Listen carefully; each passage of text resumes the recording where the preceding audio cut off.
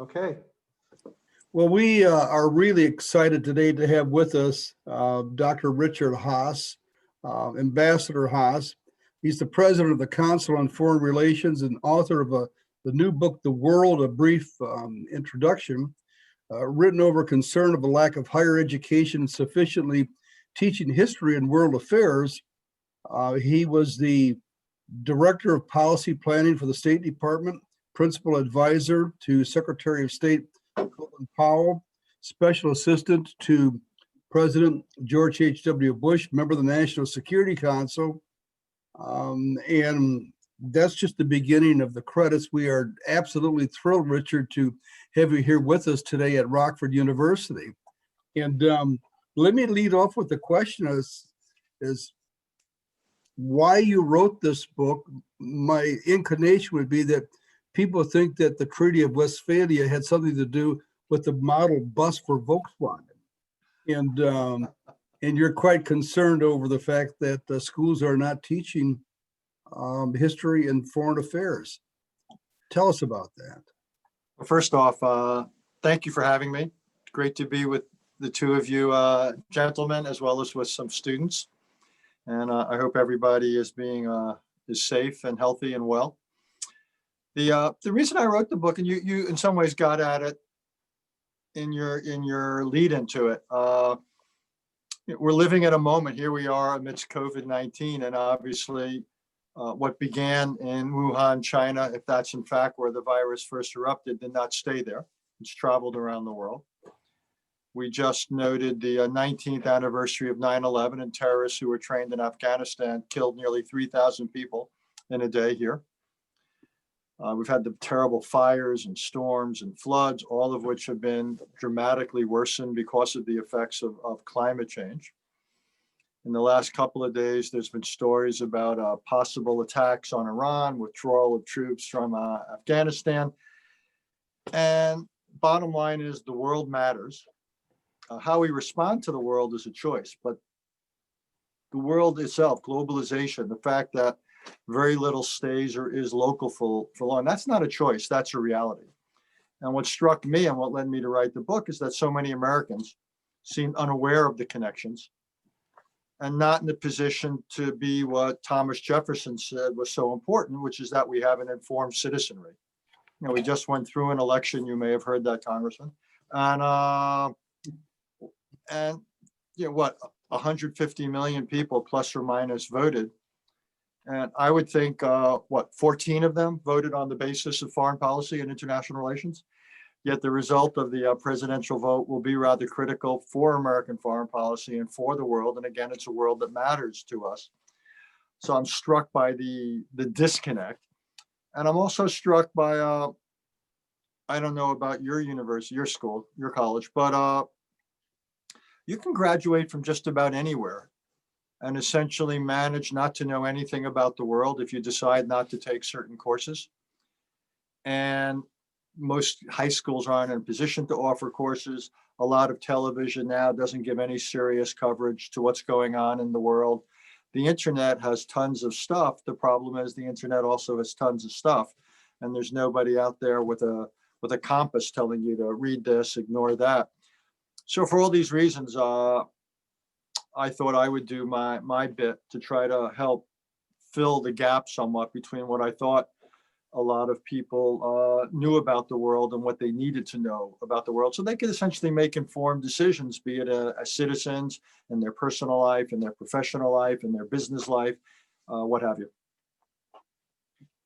Richard, what advice would you give to a student, a college student who might want to go into that world and work in diplomacy or in foreign policy? What advice would you give? What next steps should they take after college, or maybe even during college? One is I would encourage it. It's interesting, it's important, and it doesn't have to be a career choice. One of the good things about careers in this country is you can have a stint. I mean, you can't have a stint as a brain surgeon. You know, that takes a lot of work, the last I checked. Or it's hard to be, or for lots of other pursuits, you've really got to do years and years and years of preparation.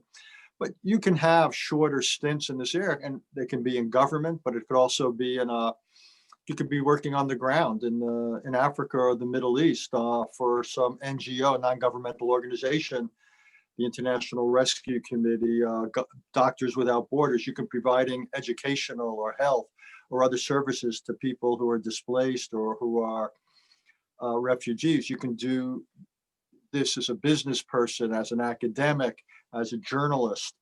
You can join the military. You can join the intelligence community. You can join the foreign service. You can go work for a congressman. I think one of the two of you might know something about that.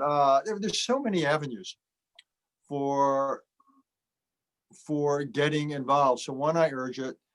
Two, again, tremendous range of choice, and it can be the career or it can be for something much shorter. As a student, I would simply say read into it. And if I could choose one thing, it would be history.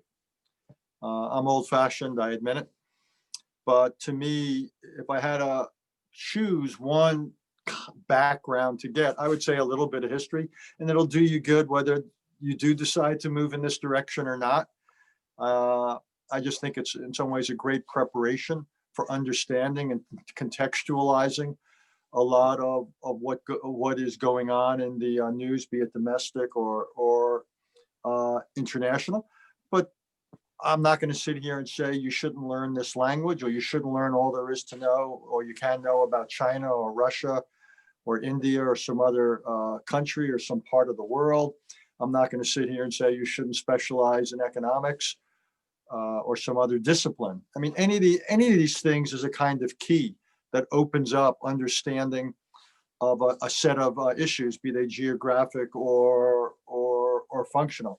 Again, my own preference, given my own background, is for history. But again, I think there's so many different ways to approach it, and I just think this ought to be part of what it is a student does. If I had my way, which I don't, I would have elements of a core curriculum for anyone who gets a degree, and he or she in a 4-year college or university would be exposed to some dimensions of domestic civics. They would better understand the political dynamics, history, the DNA of this country, of democracy. They would be exposed to certain international things, some of the things I wrote about in the book you mentioned. We wouldn't graduate someone from college, university who couldn't read or write or think critically, wouldn't understand how to deal with a computer and the rest. Well, this is, I think, no less important. So I would basically urge people to get this under their belts before they left campus, and then if they want to pursue it, again, there's so many ways to go broad or go deep. Can I ask you, just what are your trusted news sources on world affairs? Where do you turn? A couple of things. On a daily basis, I would argue that everybody ought to read at least one serious newspaper. And by serious, I mean a newspaper that covers important issues domestically and internationally. On the international side, you've got at least a half dozen strong choices in the United States or elsewhere. You've got the New York Times, you've got the Wall Street Journal, you've got the Washington Post. Those are the three main, but you've also got the LA Times and other good newspapers around the country. The Financial Times, published in London, but also there's an American edition, is excellent. So any of those, I would say. Weekly, The Economist is still the best single weekly read. And then in terms of online presence, I would argue that the best daily one, okay, home team here, but CFR.org, the daily stuff on the Council on Foreign Relations site. I think the Foreign Affairs magazine site, again, it's the home team, we publish it, is a sensational site, foreignaffairs.com. Whether you read the magazine, which comes out every 2 months, or there's daily material every day on their website. There's certain television shows. Fareed Zakaria's show on Sunday on CNN is an hour devoted in many ways to the world. Certain things on PBS or NPR regularly look at international subjects.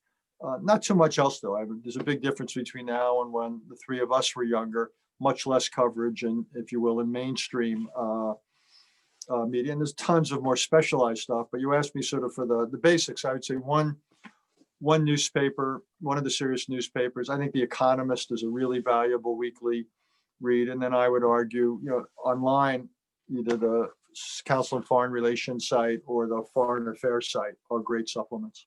Thank you. Don?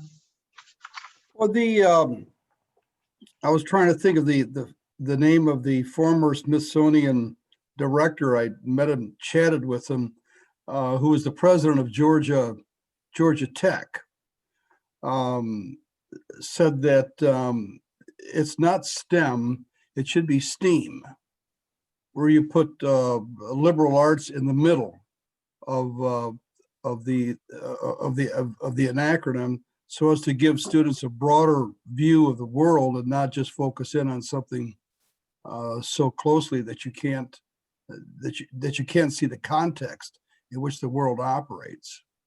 So does the council work with colleges to come up with a core class on the world? And what's the process of that? The answer is we do. Thank you for asking. A few years ago, we made the decision that in addition to all the stuff you would expect us to do, publishing the magazine, publishing articles and books, holding meetings and the like, we were also going to get into the education business. And the first thing we did was we produced a simulation called Model Diplomacy. And what it does is it's a simulation based on the National Security Council process, the policymaking process. There's also, we now also include the United Nations Security Council in it as well. And there's all these cases that are hypothetical, but based upon the real world. And it gives you enormous amounts of background on the cases, as much as you want. And it's classroom based. And so Model Diplomacy, it's being used in hundreds of classrooms around the country and the world, high school and college level. And you can do it at whatever level your students are at, and you could do it with as much time. You could do a case in a day, and you can do it in an afternoon, and you can do it in the course of several months, depending upon how deeply you want to go. And we're also producing something called World 101. And what that is not, it's an online curriculum. About more than half of it is already up and running, and the rest of it'll be put out over the next year. And it looks at many of the things I look at in the book, the regions of the world, all the various manifestations of globalization, history, and so forth. And that's got everything from interviews to graphics to maps to all sorts of animated features. And it's hundreds and hundreds and hundreds of elements online, divided up by subject, parts of the world, what have you. And that can be used as an entire course from soup to nuts, or it can be used as a resource to be slotted into a course that professors are already teaching or plan to teach. And then last, with my book, what we did with the world, we developed a curriculum based on it. And it only has two things that it's based on. One is the book, and the other is articles out of Foreign Affairs magazine. And then in addition, we have all sorts of original documents and other things. The good news is the entire cost of doing this, I think, comes to something like $40 a student, which for an entire course is relatively inexpensive as these things go. And it gives study questions. And it's an entire curriculum that and it's divided into again, it could either be done over a year or over a semester, and it structures each one of the classes and so forth. So it's good for students, it's good for teachers. So we're doing lots of stuff. Well, that's good. We'll have to explore that at another time. Yeah, we'll follow up with you. I promise that afterwards, I'll make sure Doreen connects you all with the Okay. with the resources. But we'd love to have you look at it. And I think if you do, you might be tempted to use it, which would be great. Do some of these courses go into high school? Yes, sir. It's great. Pretty much 11th and 12th grade more. Mhm. But again, we try to, in many of these things, we try to provide a kind of range of materials. So depending upon the background, it could also be used in graduate school. So you can, again, it depends on how much time you have, how much background the students have. And what we try to do is offer, it's the opposite of one size fits all. What we try to do is rather allow teachers to adapt it for their students and to allow individuals, whether in or out of the classroom, to pick and choose as what interests them or what they think they need. Super. Ron? Yeah, we've been spending a couple weeks as a class reading the book and discussing A World in Disarray. I want to ask a similar question to the question we asked about your more recent book. Why did you write it? Who were you hoping would read it, and what were you hoping the readers would get from it, and who were you trying to persuade? Well, it's a different kind of a book. In terms of the book, The World is much more of what we would call a primer or a primer. It wasn't really so much persuasion as was education, the more recent book.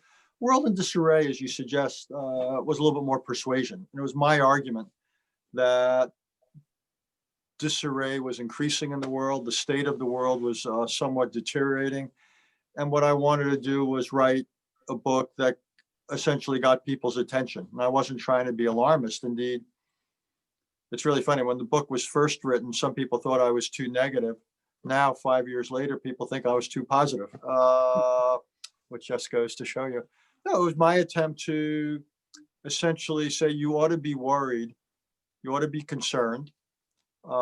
Here's why. Let me explain where we are, how we got here, how this contrasts with other periods, why it matters, and suggest some paths ahead. So it was a little bit more, and it was a book, again, it assumed a little bit of background in the field, but it could be read at multiple levels. But it was a different kind, it was more of an argument. And then my current book, and the reason I wrote it, I'd simply been thinking about it for a long time, and I've been working in this business now. My first job was in 1974, so I've been at this for a while. And I was at that point in graduate school. It was my first job in this business. I had earlier jobs scooping ice cream and things like that, but we won't count those. And and I just look at what I think is the trajectory of history, the trajectory of the United States, and I'm concerned about what I see. And so I wanted to write a book that, in some ways, I don't know if sounding the alarm is too melodramatic, but I wanted to get people's attention, because in my experience, virtually nothing gets better by itself. I actually think one of the lessons of history, it's almost similar to some of the lessons of science. Systems tend to break down if they're not looked after, if they're not nurtured. The natural state of things in science, we call it entropy. But centrifugal forces tend to be powerful, be it in the world of physics or in the world of politics. And I was worried about what I was seeing as centrifugal forces gaining momentum in the world. And I wanted to alert people to it and basically say, this is not going to fix itself by itself. It is going to have consequences if this continues. It's not too late to do something about it. Hence the book. So the title suggests a world in crisis. Can you help us understand how you see that crisis that we face today? I thought I probably would have said more pre-crisis. I try to distinguish, it's not anarchy. It's not yet crisis. There's some of the things going on are the worst kind of crisis because they're slow motion crises. And it's very hard for people to react to, it's a little bit like the boiling the frog. You don't notice as things change until it's too late. But I think now, to understand it, the way I would put it, let's look at it from the point of view of the United States. I think there's three things going on, or really from the point of view of anybody, which is what makes this period of history so difficult. One is, what we've seen, particularly with the rise of China and the alienation of Russia. We've seen the resumption of great power rivalry. There were a lot of optimists when the Cold War ended 3 decades ago, who were basically, books, articles like The End of History and the like. The president I worked for at the time, President Bush 41, talked about a new world order. There was the first great crisis of the period was the Gulf War, when Iraq, Saddam Hussein invaded Kuwait. The world came together to reject it. It looked as though things had gotten better in the world, that the world was willing and able to come together on behalf of certain rules. Well, 3 decades later, it sure doesn't look like that anymore. And we've got, again, the resumption of all sorts of rivalry. We're seeing the use of force becoming more common between countries, civil wars, failed states. One can count quite a few, and so forth. So that's one challenge. These are largely familiar challenges, but the revival of them is discouraging. Secondly, and what I think makes this period of history a bit different, is the emergence of global challenges. We're living with one in the realm of global health.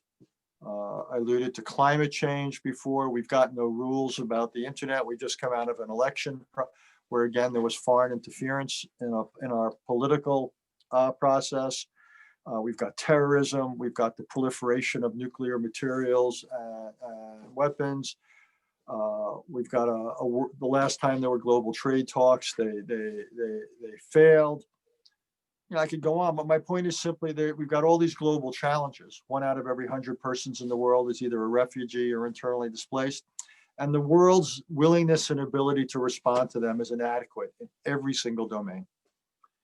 And this gap that has emerged and is growing between global challenges and global responses is, again, concerning, because we're living with, or in some cases dying from, the consequences of this gap. And then thirdly, this is all going on, the revival of great power rivalry and the emergence of all these global challenges against the backdrop of a United States that is having real doubts about its role in the world. And for 3/4 of a century, beginning with World War II and since, the United States has been what I would call the principal architect and chief, the general contractor of the world. We've taken a large role in designing the rules, the arrangements, the institutions, and we've had a major hand in making them work. Haven't done it alone. We've had partners, allies, and others. Well, beginning maybe 6-7 years ago, but certainly accelerating over the last 4 years during the Trump presidency, the United States has dramatically changed its relationship with the world. We've pulled out of all sorts of global institutions and agreements, become much more hostile towards many of our traditional allies and so forth. So what makes me really uneasy, and what I think has created this world of disarray, and right now it's in some areas worse than disarray, is this combination of factors: great power rivalry, global challenges that haven't been met, and the United States that is no longer willing to play the sort of role it has played for 3/4 of a century, and there's no one else who's willing and able to play that kind of a constructive role. And again, things just don't work out on their own. So that's what explains the disarray, and people ought to be concerned, because the implicit message I'm trying to give is that this will all have consequences for us. These oceans that surround us are not moats, so this will have consequences, and it won't just sort itself out by itself. It will take the United States, not alone, but working with others, to get these to get on top of these various challenges. And I'm worried that we seem to have lost a good deal of our appetite to do it. And I think it kind of brings us to the immediate period, because everything I said, obviously I believe in, but also when Joe Biden becomes president in 2 months on January 20th, everything I said will be the case, and it's a big and, he will also be met with enormous domestic difficulties and challenges. Truly divided country politically. Economic inequality has spiked, in part because of the COVID pandemic. Racial divisions, the physical challenges itself of the pandemic will be even more acute. I would expect by Inauguration Day, you'll have 200,000 new cases a day, maybe 1,500 or 2,000 deaths a day in this. It will be up to over 300,000 cumulative, way over that by then.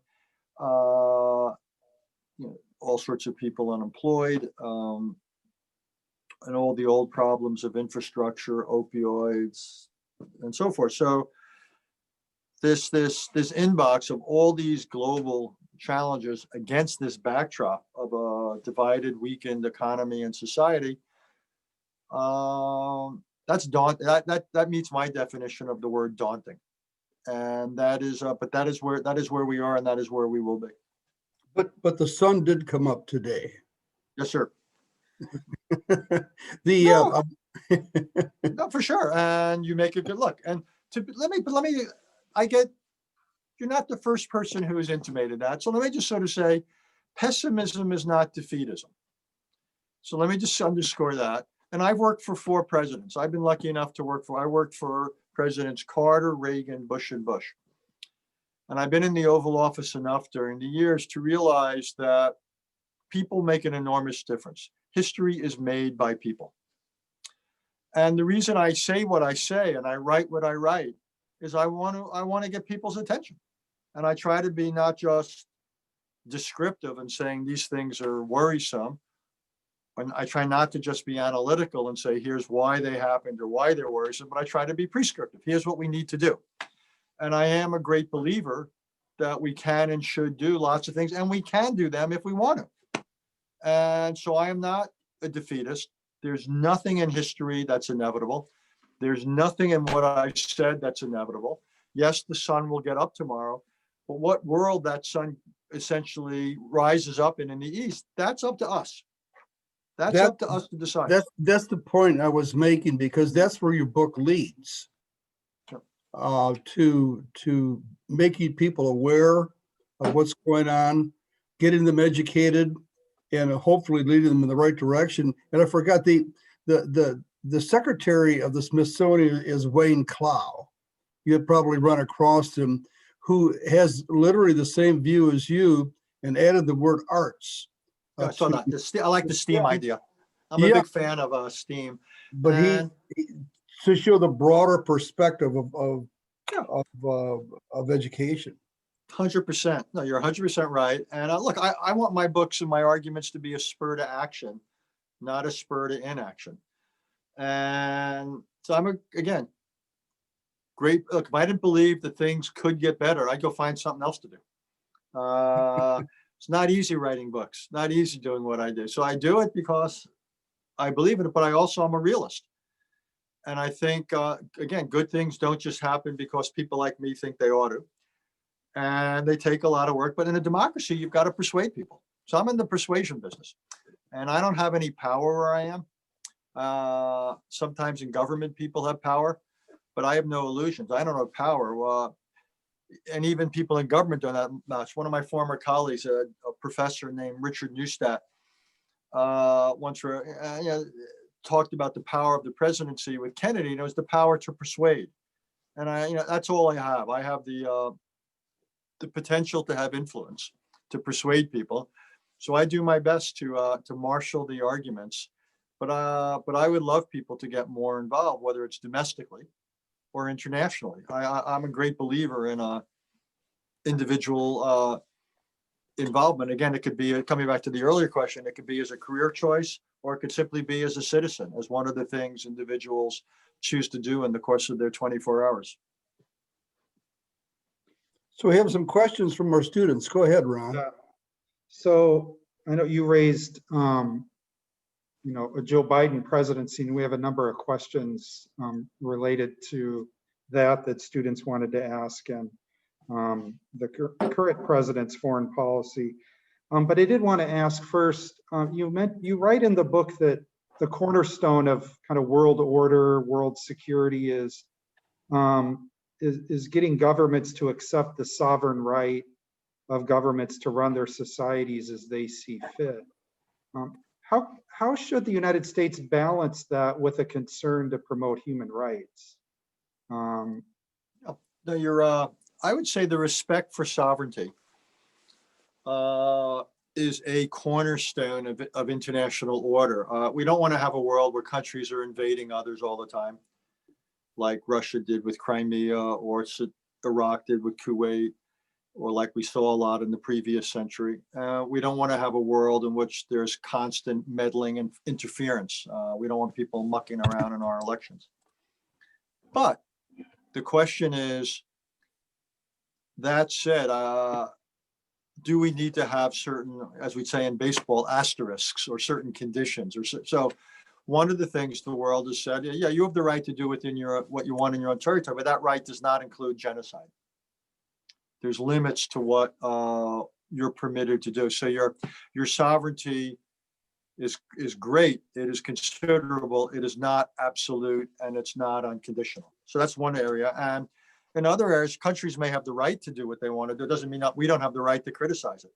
So if China wants to do certain things which we believe are unlawful or immoral, say with what they've done in Hong Kong is unlawful, then I think we have the right to speak out. Now, China, at the end of the day, is going to have to decide how it wants to do things, and we have the right to be critical with our words or sanctions or other things.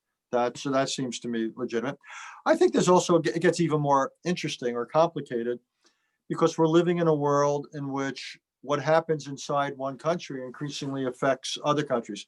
If you think about it, 19 years ago, when the then Taliban government in Afghanistan allowed terrorists to operate out of Afghanistan, those terrorists left, got on airplanes, and as I said, killed nearly 3,000 people in a day here in the United States.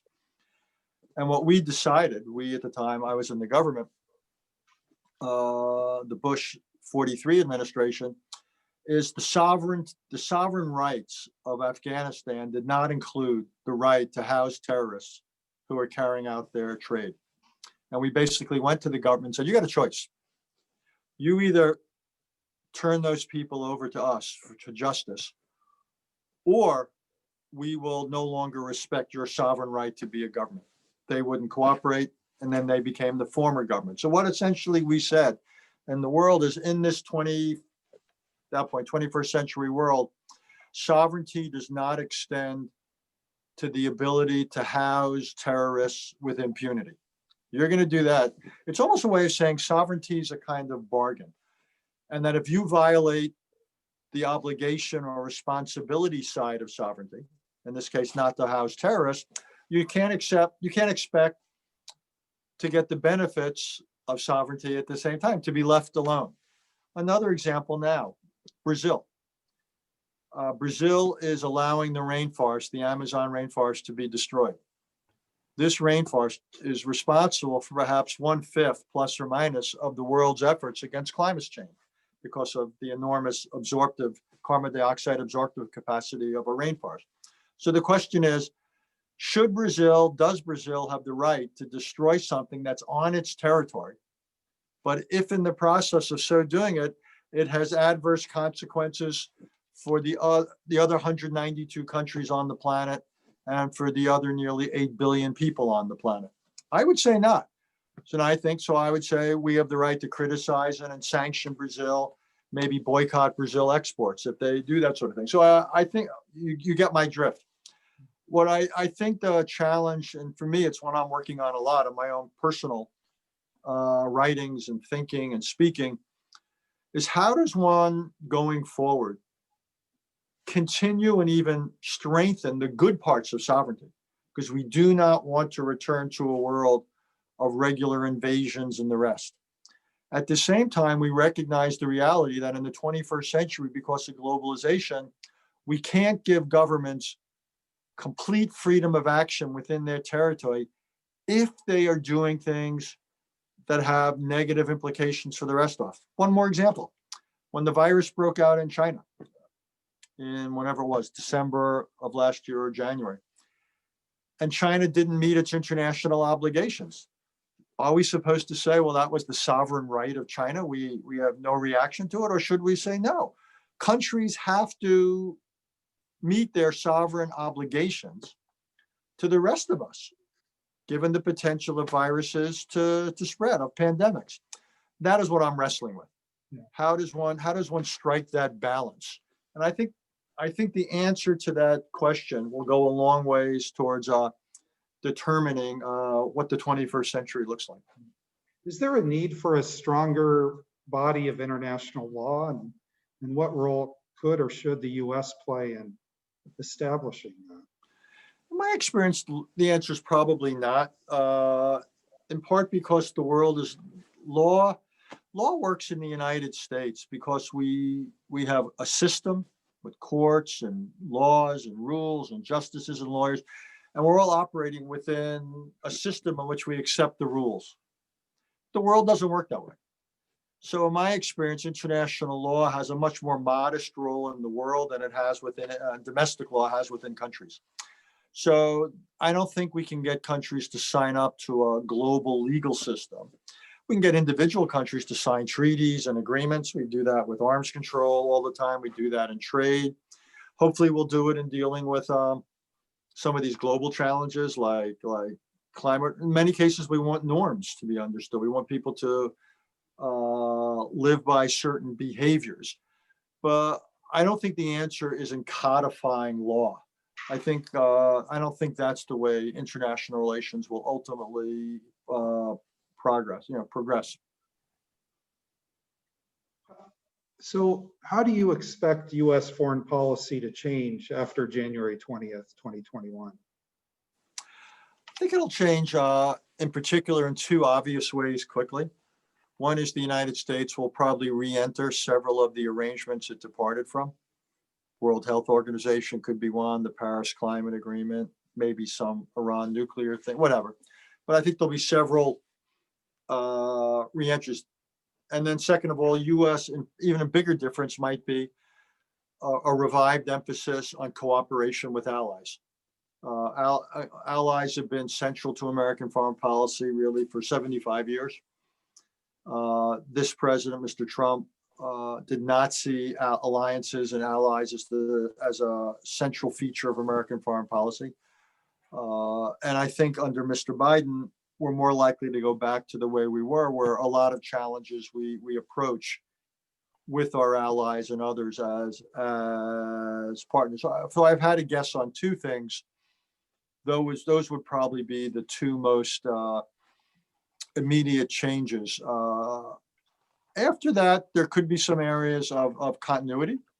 I would expect aspects of U.S.-Chinese relations to continue. I think it's going to be a fairly friction-filled situation. Some other areas of policy might continue, which is a way of saying I think there's some areas where I can imagine the possibility of bipartisan cooperation.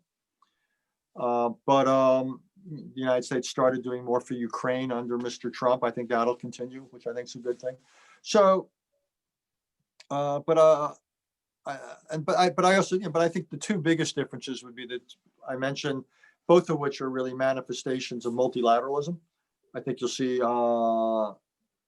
more of that. You'll probably see more emphasis on human rights. I think you'll see probably better relations with democracies and worse relations with the authoritarian leaders, including Russia, Turkey, Philippines, and others. But I don't think we'll really know beyond things like that for probably a year, because I think a lot of what Mr. Biden's going to have to do initially will be to tackle what he inherits here at home, beginning with COVID. I actually think dealing with COVID-19 is the principal initial or most urgent national security challenge the new president will face, because unless we get on top of that, we're not going to have the bandwidth or the resources or the focus to do a lot else. How would a world 2.0 have handled the pandemic differently? Had there been something like that in place that you call for? Well, hopefully we would have had China and others would have met their obligations under international law, under the international health regulations that had been put in place. We would have also reacted more strongly when they clearly did not. We would have hopefully had a better World Health Organization. We would have essentially sounded the alarm sooner. We here at home would have reacted much quicker. You would have had the federal government taking the lead rather than leaving it to the states.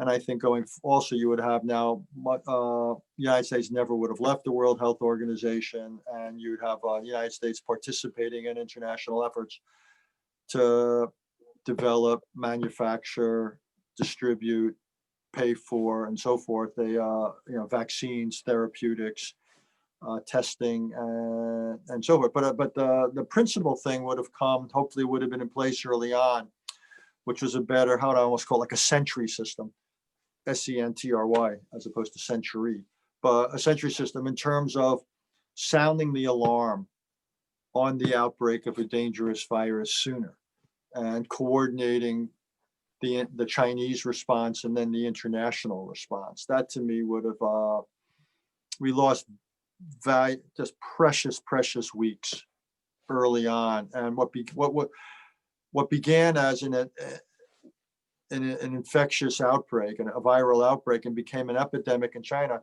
to me, it wasn't inevitable that that would become a global pandemic. And what certainly wasn't inevitable that even if it did go to some extent global, it would have anything like the effect it has. And part of the reason I can say that with confidence is look at the variation of how various countries have done. So you have countries like Vietnam and New Zealand and several other countries that have had really small caseloads. And then you've had the United States, we're 4% of the world's population. We've had 19 or 20% of the world's deaths and caseloads. Brazil's done terribly, Russia's done terribly, Iran's done terribly. It's also just curious that who's done well and who's done badly. It doesn't sort itself out. You've got democracies that have done well and democracies that have done badly. You've got authoritarian systems that have done well, authoritarian systems that have done poorly. But I don't think, to me, the big argument here is, again, very little was inevitable. And I just hope we learn from, I mean, quite honestly, I hope we get this under control tomorrow, failing that the day after tomorrow, the sooner the better. And then I really hope we seriously look at the lessons. We don't want to have a repeat of this. This is just too expensive in every sense of the word, expensive. Don? Well, Ron, why don't you go to the question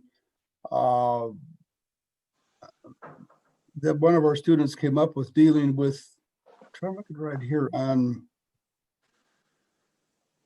the withdrawal of U.S. troops in Iraq and Afghanistan. Yeah, the announced withdrawal of troops. Yeah, when I was that decision? well, the latest on bringing back half the troops in both those countries. Yeah, my enthusiasm for those decisions is rather modest, i.e. I oppose both. And let me say, to frame it, before people start calling me all sorts of names, I was against the war in Iraq, even though I was in the government at the time. And I was against some of the expansion, or much of the expansion of what we did in Afghanistan. I think we overreached in both really badly. So let me just set that as a predicate. But just because we overreached and we've been there for a long time, doesn't automatically mean that the right answer now is to pull out, or if you will, to underreach. And I worry about that in both. I do not want to see Afghanistan again become a venue for terrorists practice their trade. And I have zero confidence that the Taliban has changed its ways. The agreement the United States signed with the Taliban in February is not a peace agreement. I don't care what they call it. It's an American withdrawal agreement. We should have no illusions. So if we're going to have a conversation about it, we should have an honest conversation. I think it raises real questions about American reliability with partners. But in the case of Afghanistan, I do not believe that unilateral withdrawals of this sort first of all, they undermine any chance that exists for the so-called peace agreement to work, destroys any incentive for the Taliban to compromise. But I think it just leads to a continuing war there, and ultimately it undermines the confidence and abilities of the government. And in the case of Iraq, the last time the United States pulled out of Iraq didn't work so well in terms of the rise of terrorists. Seems to me if we pull out of Iraq, the most likely result is it increases Iranian influence in Iraq, and it increases the role of and the scope for terrorists to act in Iraq. Again, I don't see how either of those are in our interest. Now, both in Iraq and Afghanistan, the good news is we have rather modest presence. We have 5,000 or so, between 4 and 5,000 troops in each. And these troops are not that active in each in their direct role. They're not doing combat activities every day and so forth. So thank God the casualties have been extraordinarily low recently. So it seems to me, in the name of quote unquote ending forever wars, unquote, and we are going to bring about situations where instability will spike again, and then we're going to have to decide what to do about it. So I really disagree with both of these decisions. Let me just put it that way. That's interesting coming from somebody who opposed American troops going there in the first place. If I could ask you a personal question on, were you alone in your thoughts on not getting involved in those two countries and the government, or can't you talk about that? I can talk about it, just to be clear. In the case of Iraq in 2003, I was pretty alone. I didn't have a lot of support in the government. Some people, I think, in the intelligence community, some of the career foreign service officers agreed with me, but with my fellow political appointees, I was pretty alone. I won't speak for my former boss, Colin Powell. He can speak for himself, but I was against the war. So there I was pretty alone. In the case of Afghanistan, I favored going in after 9/11. Just to, so no one, I thought it was right after the Taliban would not agree to get rid of the Al-Qaeda. I thought we were right to go in. I thought, though, we were wrong to increase our presence to the degree we did and militarize the effort. And something much more modest, I think, would have been satisfactory. And with that, actually, there was much more at the time support for modesty. The big increase in Afghanistan largely came later, after I was out of government. There's one of the questions here. It's number 13 on the list that we sent you, coming from one of our students, is, should the timing of the announcements of a breakthrough drug for COVID be dependent on political circumstances?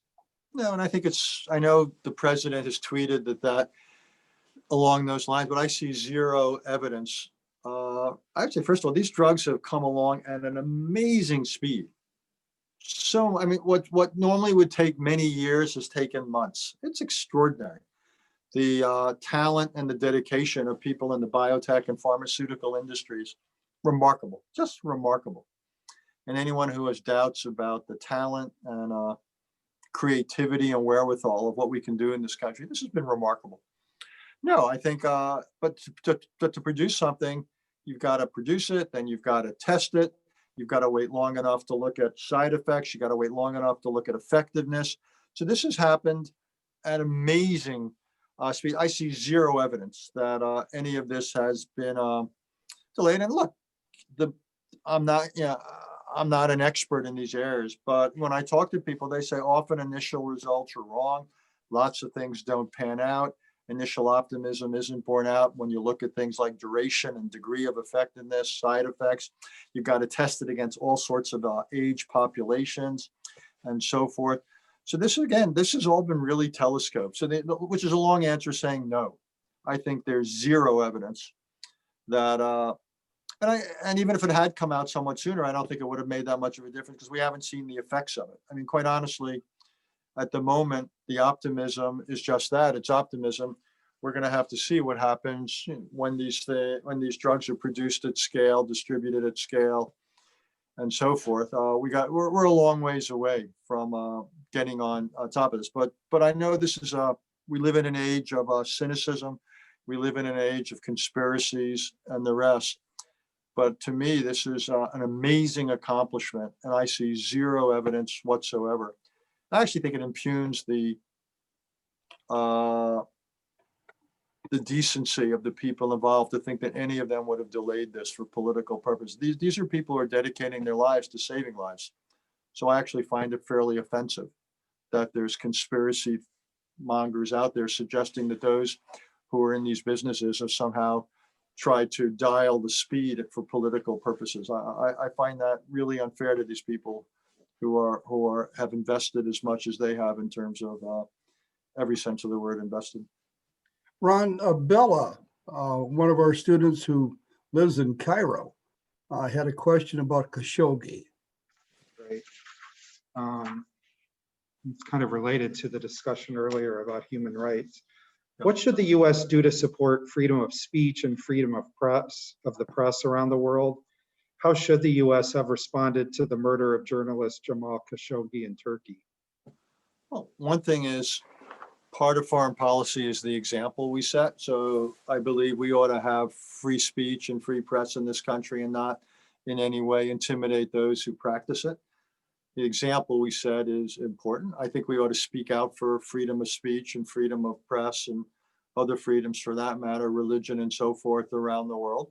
We ought to be a consistent voice. We ought not to do it only when it's our enemies. We ought to do it across the board. We ought to do it when it's inconvenient as well as convenient. We have to decide when we want to back it with sanctions or other tools.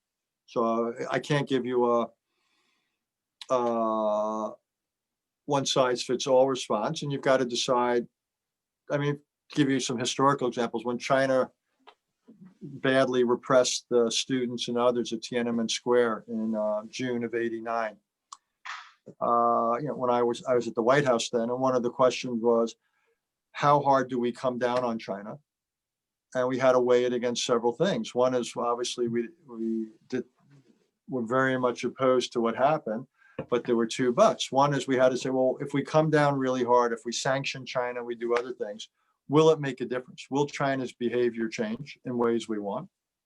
And second is, what other interests do we have at play with China? And I think that's the same question we would ask about Saudi Arabia. When they do something we don't like, I think we should come down on, we should be critical. And I think this administration made a major mistake in not being critical of what had happened, of looking the other way. I found that offensive.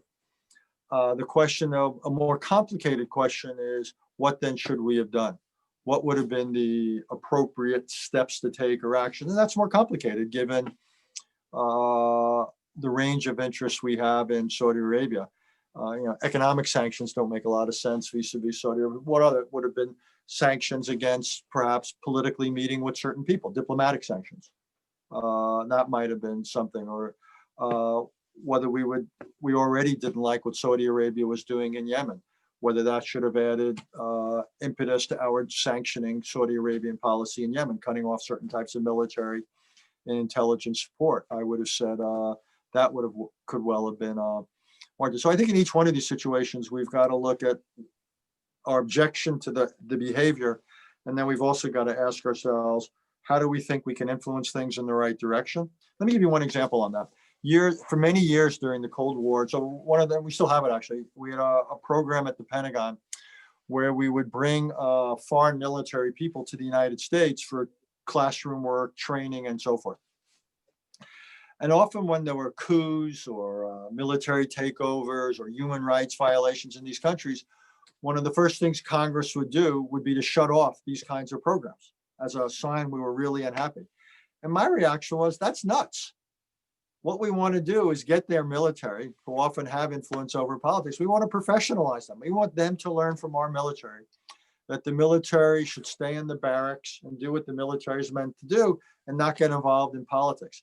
So rather than shutting off these programs, which gave people access to American military schools and West Point and Naval Academy, we ought to have doubled them or tripled them, and so forth. So I think we've got to really be smart about what over time will bring about the kinds of changes we want. We've also got to weigh, if we do have sanctions, against negatives. I remember during the Cold War, Henry Kissinger, when he was Secretary of State, when people would press us to be tougher on the Soviet Union over human rights, well, he would say, okay, but isn't avoiding a nuclear war a human right too? And we've got to, we aren't going to shut down arms control negotiations would have been truly counterproductive from our own point of view.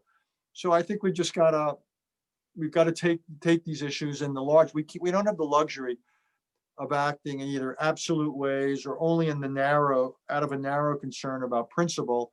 I think other things have to come into the calculation, as uncomfortable as that might be. So if we could turn to China and their notorious 7 or 9 or 11 dash line in the East China Sea, and the taking over the Purcells and the Spratlys and putting in their long airstrips, seeking hegemony in that entire area. What does the United States do? Well, one is we don't recognize it. We keep sailing our ships through it, flying our planes over it. What we're basically telling China is you can have your preferences, but you can't impose them unilaterally. And you live here in a geography of the South China Sea and so forth, with you share with many others, all of whom have their own claims. We don't have territorial or sea claims. What we have is fidelity to certain principles, as you know, about international waters and the rest. So we just basically ignore what the Chinese are doing. Plus, the Chinese have lied to us. They said they would not militarize the South China Sea. They have. They've militarized certain islands. They've built up certain islands. So I think we go about our business, and we just basically say you cannot create unilateral facts there and turn what is international into your own national territorial sea. So we're not claiming some other formal outcome. We're just saying you can't do what you can't have your way unilaterally.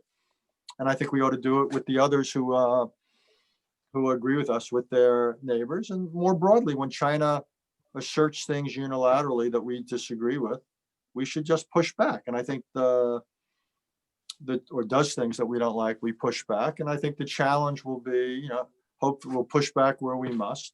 Hopefully it won't lead to incidents or escalation.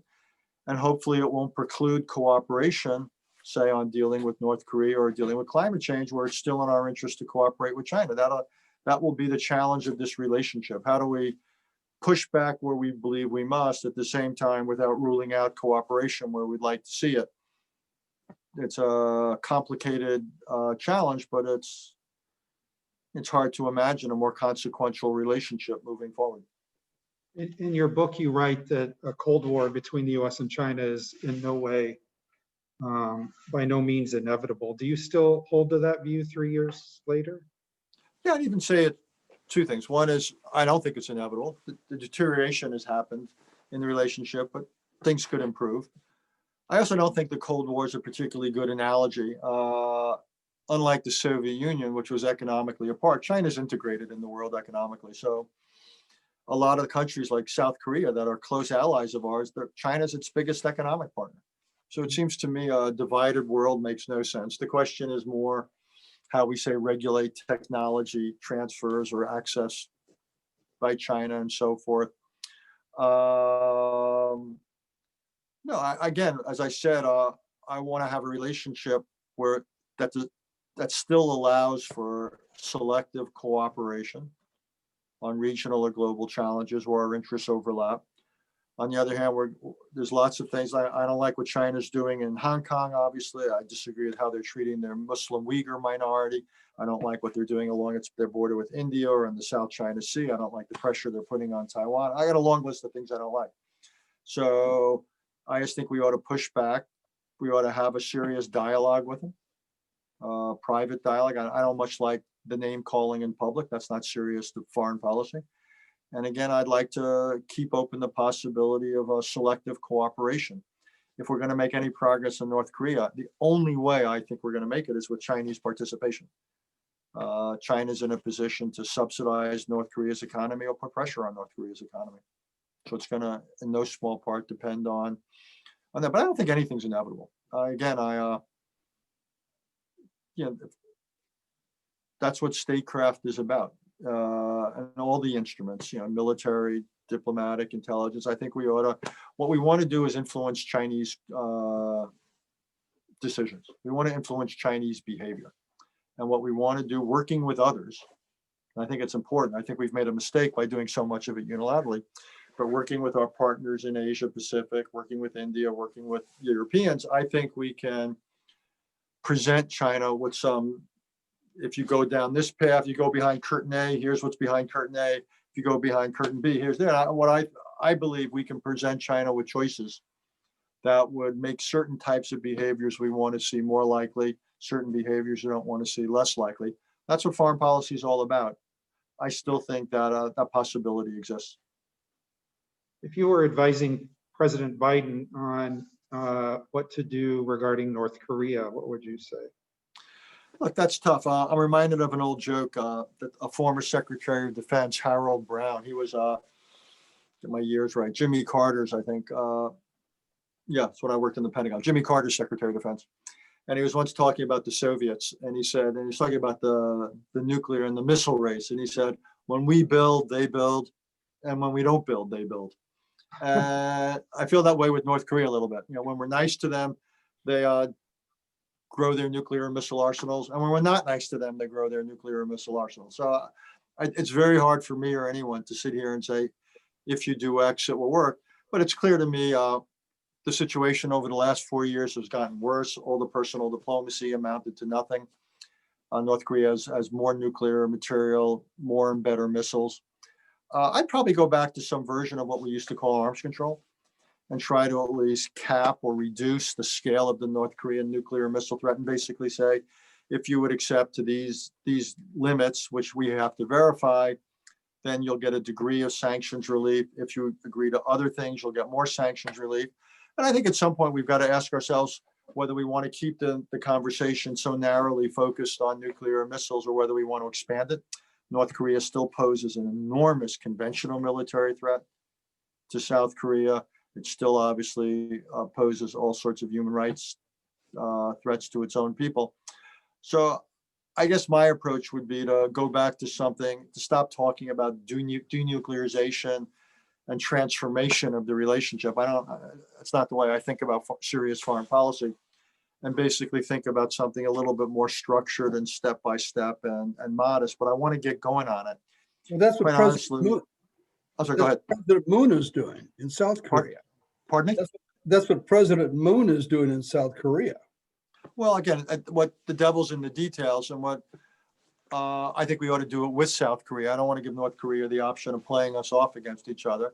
And we ought to agree on a structure and step by step. And I think dealing with, again, either narrowly on nuclear and missile, or we could expand it to conventional, we could expand it beyond the military.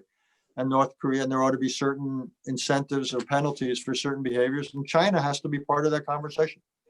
There's no way we can sanction North Korea meaningfully without Chinese and Russian participation. So that's just a cold, hard fact of life.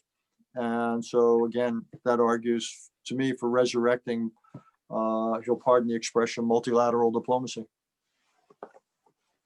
When I was at American University, one of my professors was William Yandell Elliott, who would have been Secretary of State if Nixon had been elected, and also Lord Lindsay of Berker, who was an expert on China, having lived in China for several years. And when the students listened to these sages, it became quite apparent that there's really there's no consistency in foreign affairs. Not that means whoever was in charge of the government was doing something improper or illegal, but that foreign affairs often it's ad hoc. It comes up at the last minute, and you really don't have the opportunity to think it through, such as Iraq, apparently when you were there. Would you agree with that? Probably not. Okay. Look, you're always surprised by specifics. We didn't know Saddam Hussein was going to invade Kuwait. Mhm. So that's fair enough. And that I'm not sure Saddam Hussein knew he would invade Kuwait until he invaded Kuwait. So in that sense, there's always a degree of improvisation. But I think some of the broad outlines of American foreign policy can and should be set. And that gives you, I think it's dangerous to wing everything as a one-off, just as an ad hoc way. So I think there are certain arrangements you can put into place and certain general directions of your foreign policy.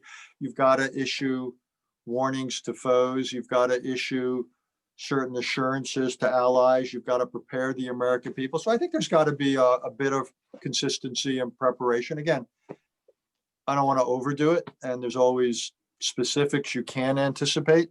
But I think there's a strong case for getting kind of the big strokes right. And I think we can do that. You were director of policy planning in the State Department. So your words have a lot of wisdom to them.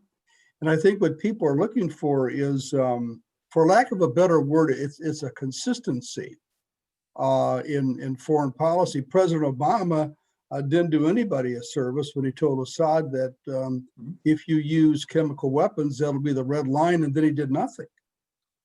Look, I was a real critic at the time and since of I think anytime there's a gap between what you say and what you do, you're asking for trouble. Mhm. I also think, coming back to your point, there has not been real consistency for the last 30 years. We ended the Cold War.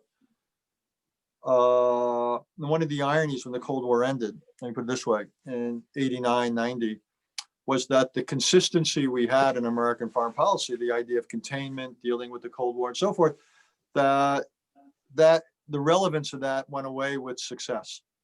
And for the last 30 years, we've enjoyed considerable advantages in the world, our power and our influence, but there hasn't been a consensus in this country on what to do with it. And we have been quite inconsistent. There, I agree with you. Different presidents have had, President Bush 43 wanted to transform the Middle East and so forth. Thought the potential was great to grow democracy there.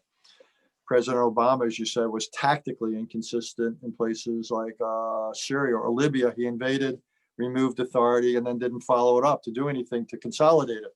There was a lot of tactical inconsistency. So I think one of the questions going forward now is what are the broad strokes of American foreign policy now? What ought to be our purposes in the world? What's our definition of success? How do we achieve it? What tools do we need? What resources do we need? I don't see a lot of conversation about that. So in that sense, I agree with you that I kind of feel we're on these rather turbulent seas without much in the way of a compass or a sextant, and that makes me a little bit uneasy. Dr. Haass, is there something looming on the horizon that we're not thinking about now and that will become an international issue? Is there something? I'm sure there is. Probably several things. So the answer is yes, but let me say it in two ways, because it's a good question to ask. It's a smart question. One is there's the things that are out there already. I think I referred to them before as slow motion crises, but because they're slow motion, again, the melting ice cube or the frog in the hot water, we tend not to react to them. One is climate change. Another is the disappearance of a lot of jobs because of new technologies and what that will mean for stability in this and other countries. Another is the accumulation of debt. The scale of debt around the world in this country and around the world is just staggering, several times GDP.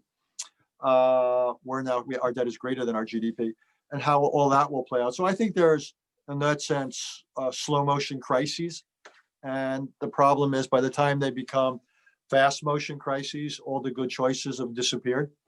So that's one thing to worry about, whether we're not acting commensurately with problems that are beginning to gain real momentum and get far along. The other is, look, it could be for better and for worse. There's things we're not thinking of. 20 years ago, the big fear used to be what was called grand terrorism.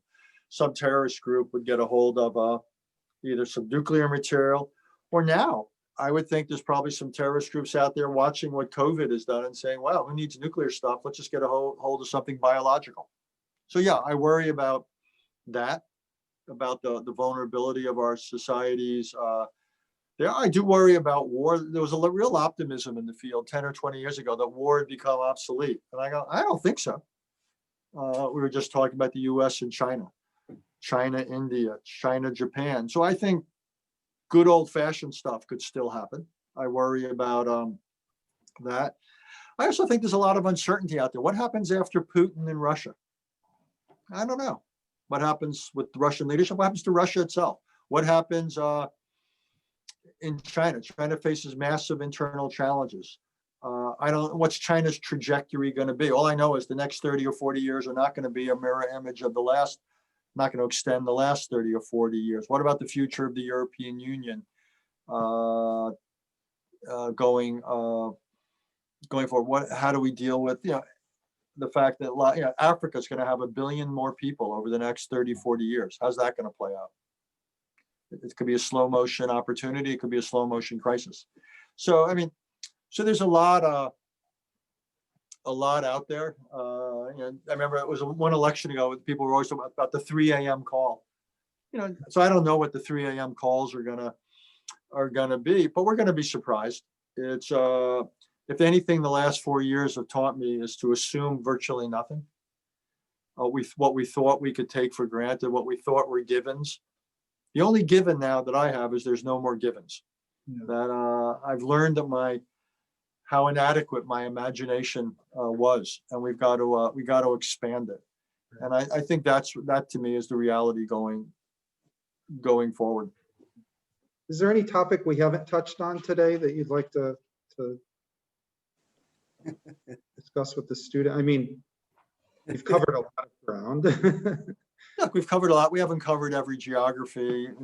Latin America we haven't really talked about, or South Asia. I mean, we can. That's for there's unlimited stuff there. Talked about global issues.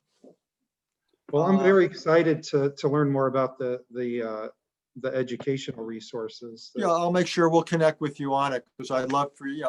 I'm really proud of what we're doing. I'm excited about it, and I would hope that you would decide it is a useful resource for you all. Your students would decide it's a useful resource for them. So I'll make sure that we get you all the links and the like. No, I think we've covered a lot of real estate in an hour.